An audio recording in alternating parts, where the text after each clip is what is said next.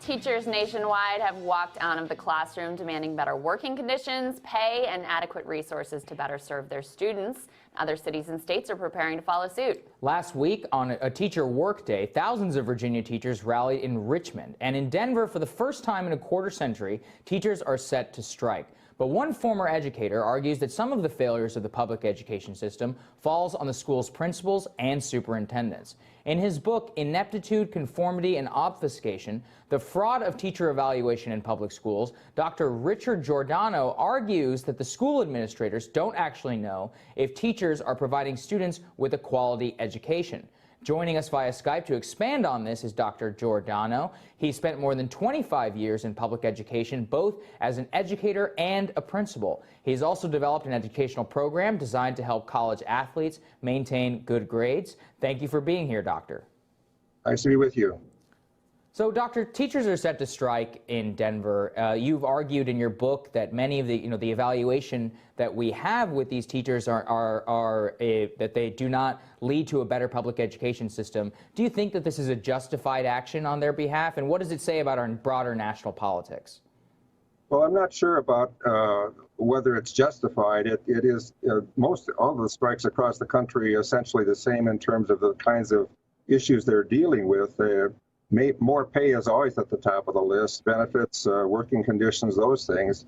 But quite honestly, as I point out in the book, there really is not an effective, valid, over time means of establishing whether or not good education is taking place in the classroom from the standpoint of both the content being taught, which cannot be evaluated by principals, and the pedagogy or the strategies that are being employed for the teaching process itself. Both of those are deficient, but the greatest deficiency is in content area, where principals cannot know whether or not teachers are teaching right, true, and accurate information. There's no way that they can know that, and yet there's a pretense that they do know that. What is the method that you would recommend for evaluations, and is that something that really needs to be done state to state, city by city, or are there national guidelines that you would want to see put in place? Well, I would not want to see the federal government involved in it, as you might expect. States are intrusive enough as it is, but quite honestly, what can occur at a local level at any district across the state is beginning a program wherein principals farm out what they don't know, which is content information, which goes across the broad scope of the curriculum: math, science, social studies, language arts, foreign languages, which they cannot know, so therefore they cannot evaluate.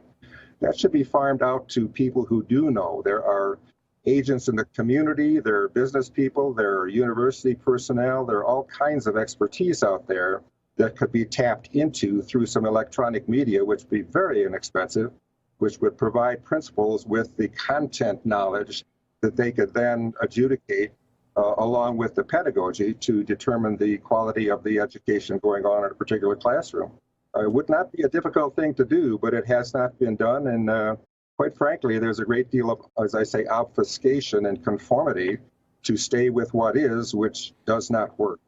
One thing, Doctor, can you explain what are the incentive structures within the system that lead to people becoming principals, that make it so that, as you write, that a principal knows less about math or some of the content than the worst student in the class? How did we end up in this sort of system in which people are according to your thesis, being evaluated on information that they really have no information about?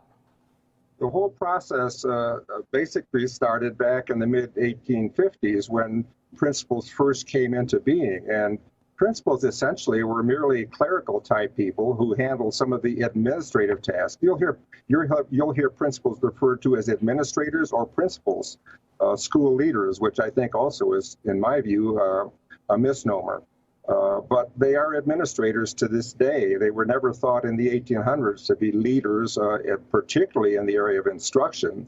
And there's been kind of an evolution into that area where they find themselves today to be touted as the educational leaders, the quote-unquote instructional leaders, which is really bad casting in a theatrical set. They have found themselves in that position. They have taken on that mantle, and yet they are not qualified to do so. And basically, the reason a person becomes a principal, at least in the past, probably today as well, a lot of people are just looking for a little higher salary, a little more responsibility, but they are not equipped by virtue of the training they receive at universities to fulfill the responsibilities that are placed upon them. What would a better fit for that role be? I mean, is it to pare the role down and have, as you say, sort of farm out some of the evaluation process? Is it to get someone with a different background, maybe someone who has actually more classroom experience? What direction should we go in with principals? I think, as I point out in the book, I do, in fact, list a variety of solutions to the problem, not just complaining about the issues as they exist.